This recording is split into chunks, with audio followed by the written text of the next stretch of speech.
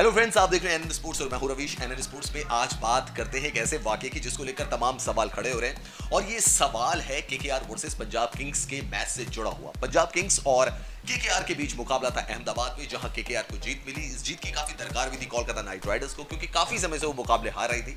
लेकिन ion Morgan की कप्तानी में फाइनली अहमदाबाद में जीत नसीब हुई पंजाब किंग्स के खिलाफ केकेआर को। लेकिन इस मैच में एक ऐसा वाकया हुआ जिसको लेकर सवाल खड़े हो रहे हैं और पूर्व भारतीय क्रिकेटर वीरेंद्र सहवाग ने भी सवाल उठाए।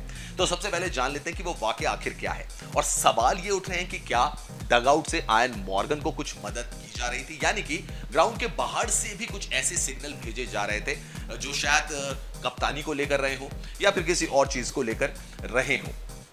तो एक तस्वीर बड़ी वायरल हो रही है सोशल मीडिया में भी, जिसमें डगआउट में सपोर्ट स्टाफ बैठा हुआ है केकेआर का और उन्होंने प्लाई कार्ड्स रखे हुए हैं जिसमें 54 डिजिट लिखी हुई है। अब ये समझ नहीं आ रहा है कि आखिर 54 नंबर क्या है। क्या ड्रेसिंग रूम में क्या टीम मीटिंग में 54 नाम का कोई प्लान बनाया गया था जिसको आयन मॉर्गन को दिखाया जा रहा था कि इस प्लान को वो इंप्लीमेंट कर सकते हैं। और इसी को लेकर सवाल उठ रहे हैं कि क्या ये जायज है, क्या ये नियमों को तोड़ा तो नहीं गया, नियमों को ताक पे तो नहीं रखा गया, जहां डगआउट से किसी खिलाड़ी को मदद पहुंचाई जा रही थी, किसी कप्तान को मदद पहुंचाई जा रही थी। इसको लेकर वीरेंद्र सहवाग ने भी सवाल उठाए। सहवाग ने पूछा है कि क्या आयन मॉर्गन की कप्तानी में वो दम नहीं है कि उनको बाहर से सिग्नल पहुंचाए जा रहे थे। हालांकि वीरेंद्र सहवाग का ये कहना है कि ड्रेसिंग रूम से मदद ली जा सकती है, डगआउट से मदद ली जा सकती है, उसमें कोई प्रॉब्लम नहीं है।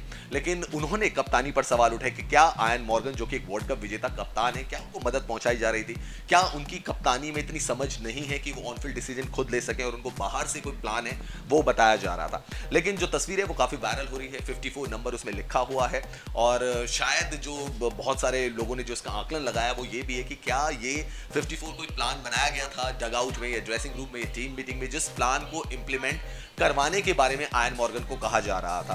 हालांकि इस मैच में केकेआर को जीत मिली और इसीलिए ये सवाल भी खड़े हुए कि क्या बाहर से भी कोई हेल्प जो थी वो किसी खिलाड़ी को पहुंचाई जा रही थी। अब दो इंसिडेंट्स मैं आपको बताता हूं। 1999 का वर्ल्ड कप जब चल रहा था, हेंसी क्रोने साउथ अफ्रीका के कैप्टन थे और वो ईयरफोन लगाकर, हेडफोन लगाकर मैदान में उतर गए थे, जिसके बाद उनकी कंप्लेन की गई थी और फिर अंपायर ने उनसे कहा था कि आपको ये हेडफोन जो है ये उतारना पड़ेगा, क्योंकि बॉब वुल्मर कोच थे उस समय साउथ अफ्रीका के और ऐसा माना जा रहा था कि वो उनसे संपर्क कर रहे थे और उनको रणनीति बता रहे थे। हेंसी क्रोने ने कहा था कि इसमें क्या बुराई है अगर कोच से कुछ राय ली जा रही है, वैसे भी तो 12वें खिलाड़ी को मैदान में एंट्री मिलती है, वो भी तो कोच का संदेश लेकर आता है, तो डायरेक्ट आप क्यों नहीं उनके साथ कनेक्ट हो सकते हैं। तो बड़ा इसमें हंगामा हुआ था। मुझे याद है अखबार में भी छपा हुआ था कि 12वां मस्तिष्क क्या अलाउड है ग्राउंड के अंदर।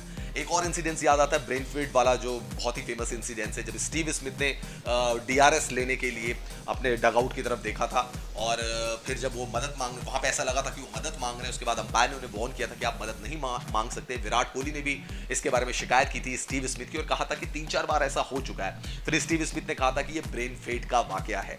तो ऐसे कुछ वाकये हो चुके हैं जिसको शायद क्रिकेट में कहा जा सकता है कि लोग बिल्कुल भी पसंद नहीं करते हैं। लोग ये सोचते हैं कि जो भी फैंस हैं वो ये सोचते हैं ग्राउंड के अंदर जो क्रिकेट हो रही है वो ग्राउंड के अंदर ही होनी चाहिए।